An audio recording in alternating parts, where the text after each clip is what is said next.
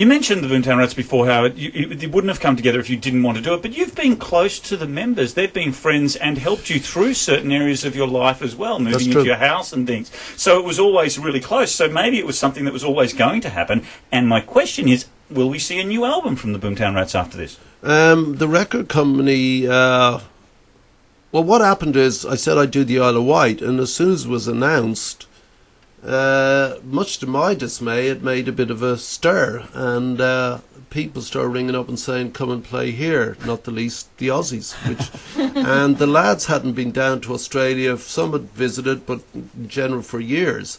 And then other countries started ringing and said, "Come here to the States, Canada, South America, Britain, Ireland, etc., Europe," and I said, okay, I'll do it up to a certain period. Pete has always been my mate, the bass player. Unlikely, because he's the only one from the countryside in Ireland, whom we call bogmen. And, Pete's like sort of small and was always my foil on stage, and he's gone on to be a producer and stuff, but always played with me. So, when times were dark in my life, he just came around and sort of being a guy, I'm sure it's different for girls, but when things are hard for men, your mates come around and they sort of sit there, silently.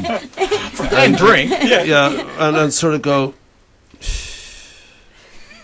Well, from an article I read in Uncut magazine, you didn't even know he was there for a year. I mean, I swear to you, like he was down in the basement. He brought this recording stuff. Said, if you, because he has a stutter, if you ever want to do anything, I'm downstairs.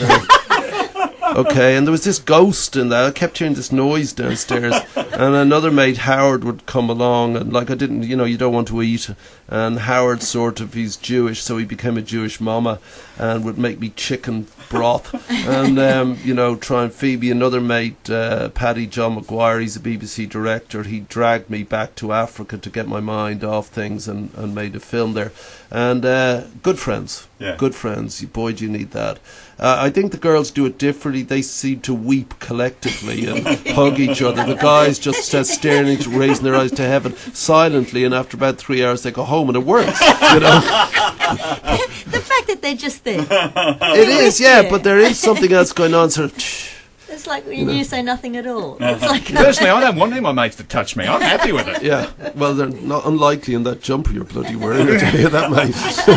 we should point out it's the County Clare hurling team. The war especially for Bob, and he's just degraded it. I'm serious. You guys, you stole Gaelic football and called it Australian. Here we go. I have to say that we never wore the shorts in Ireland. Those too tight things. What's going on there? And pretending you get goals because you've got 2 posts in case you miss. Excuse me. Anyway, but you took the rest of it, and I never understood why it didn't take hurley, because you guys would kill at that if there's anyone alive at the end of the game. Exactly.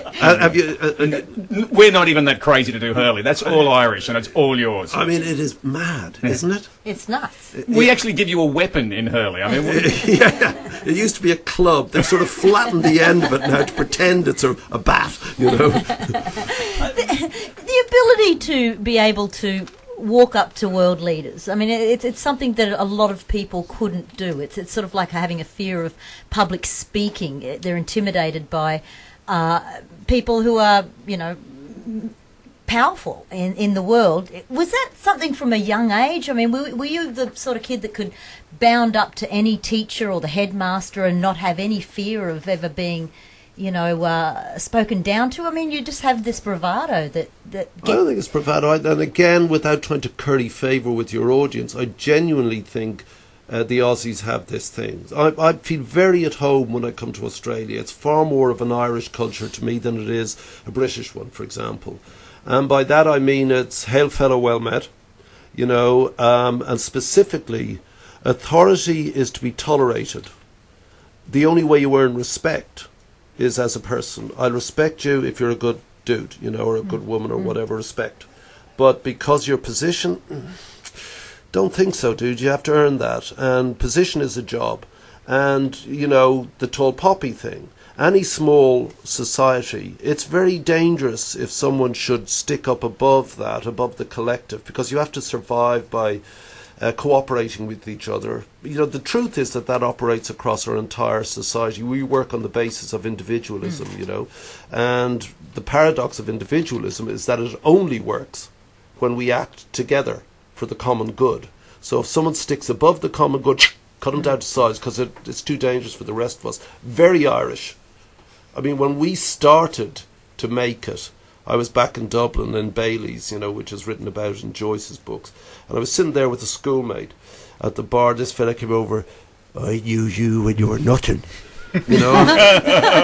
And I said, darling, I've always been something, you know. And he said, come on, please, get up there. You know, it was too dangerous. And the thing about authority, I've never wanted any power whatsoever, never entered my head, you know, as something attractive. But we do need people who want to be powerful. We do need that sort of psychotic individual, because somebody has to want that to do the things that manage our society.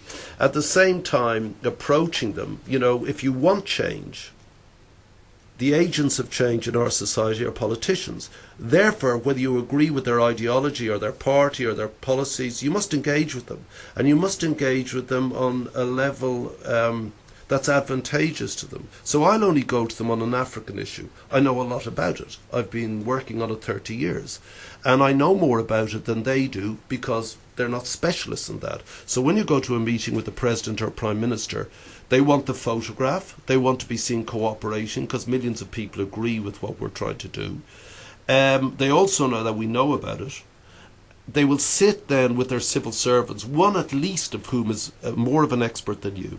So you have to really brief yourself. And when you go in, you only talk about that. You and I might have a position about superannuation funds, or you and I might have a position about the Iraq war. They're not interested in your opinion, but they are interested in what you want to do with this one issue that you know about. So I went through Africa with George Bush when he was president on the plane. And, you know, my job was to tell him about these countries we were visiting from the perspective of me, not from the perspective of his advisors and geopolitics, but from the perspective of, you know, what can be done in these places. And, you know, we got along well. He kept wanting to talk about Iraq, and I just, you know, Mr. President, you and I are going to disagree about this one. You know, let's stick to the thing that we're both here to do. And that's what you do. And you can generally push the needle slightly, you know, tilt the world a little bit on its edge. Bob Geldof, we have to say goodbye now. We've run out of a lot of time this morning. Thank you very much for coming in. I have one really personal question. It's about music that I wanted to ask you, and ever since I've owned this CD, it's been bugging me. I've got to ask you about it. I can't play it for you because of the recording thing. This may not even go in the interview, but Roads of Germany, it sounds like you drop an instrument halfway through. I broke a string. I told you it was a broken string. Is that what it was? Why didn't they edit that out? Did you like it in the song, or what happened? I liked it, and they were going to cut together, and like it's one take, you know, and there's just a tumble of words, and it snapped a string, and I thought, no, that's right for the song. And I go stuck, and I go.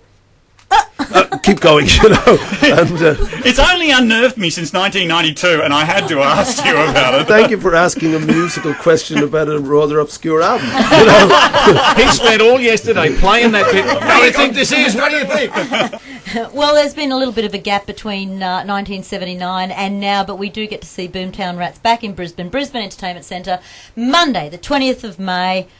So, Bob Geldof, thank you so much. Thanks, guys. It was a pleasure. Thank you. Fun. Thank you.